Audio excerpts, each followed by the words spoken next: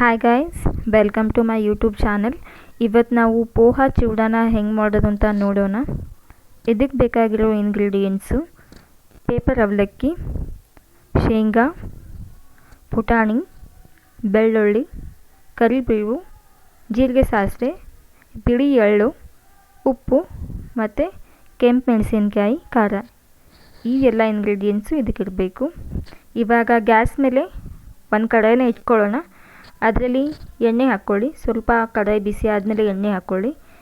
ಬಿಸಿ ಆಗಿದ್ದು ಇಲ್ವೋ ಅಂತ ಈ ಥರ ನೋಡಿಬಿಟ್ಟು, ಬಿಸಿ ಆಗಿದ್ದರೆ ಅದರಲ್ಲಿ ಶೇಂಗಾ ಹಾಕ್ಕೊಳ್ಳಿ. ಹುರ್ಕೋಬೇಕು ಫಸ್ಟು ಎಣ್ಣೆಯಲ್ಲಿ ಶೇಂಗಾ ಹಾಕ್ಕೊಂಡು ಸ್ವಲ್ಪ ಶೇಂಗಾ ಕಲರು ಬ್ರೌನ್ ಆಗೋವರೆಗೂ ಹುರ್ಕೊಳ್ಳಿ. ಅದಾದಮೇಲೆ ಬ್ರೌನಿಶ್ ಆದಮೇಲೆ ಅದನ್ನು ತೆಗೆದುಬಿಟ್ಟು ಪೇಪರ್ ಅವಲಕ್ಕಿ ಮೇಲೆ ಹಾಕಿ ಗ್ಯಾಸ್ನ ಮೀಡಿಯಮ್ ಫ್ಲೋವಲ್ಲೇ ಇರಿ. ಜಾಸ್ತಿ ಹೈ ಫ್ಲೋಲ್ಲಿ ಇರೋಕ್ಕೆ ಹೋಗಬೇಡಿ, ಇಲ್ಲಾಂದರೆ ಹೊತ್ತು ಹೋಗ್ಬಿಡುತ್ತೆ ಬೇಗ. ಅದಕ್ಕೆ ಅದಾದಮೇಲೆ ಅದೇ ಕಡೆಯಲ್ಲಿ ಪುಟಾಣಿನೂ ಈ ಥರ ಹುರ್ಕೊಳ್ಳಿ. ಅದ್ರ ಕಲರು ಸ್ವಲ್ಪ ಬ್ರೌನಿಷ್ ಆಗಬೇಕು ಅಷ್ಟೇ. ಅದಾದಮೇಲೆ ಅದನ್ನು ತೆಗೆದುಬಿಟ್ಟು ಪೇಪರ್ ಅವಲಕ್ಕಿ ಮೇಲೆ ಹಾಕ್ಕೊಂಬಿಡಿ. ಈ ಥರ ಸೇಮ್ ಅದೇ ಕಡೆಯಲ್ಲಿ ಇರೋ ಎಣ್ಣೆಯಲ್ಲೇ ಸಾಸಿವೆ ಜೀರಿಗೆನ ಹಾಕ್ಕೊಂಬಿಡಿ.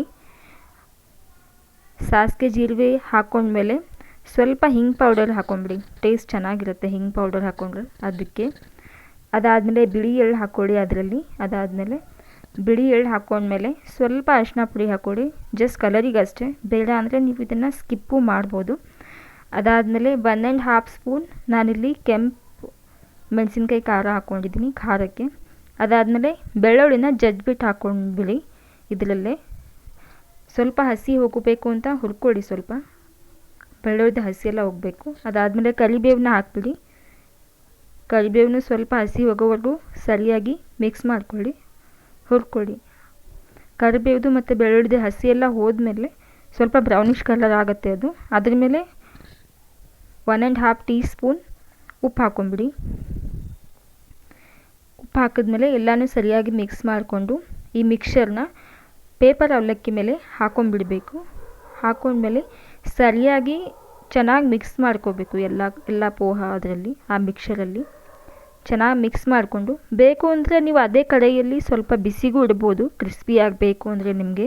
ನಾನು ಮೊದಲೇ ಪೇಪರ್ ಅವಲಕ್ಕಿನ ಬಿಸಿಲಲ್ಲಿ ಇಟ್ಟಿದ್ದೆ, ಸೊ ಅದಕ್ಕೆ ಇವಾಗ ಬಿಸಿ ಮಾಡ್ಕೊಂಡಿಲ್ಲ ಅಷ್ಟೇ.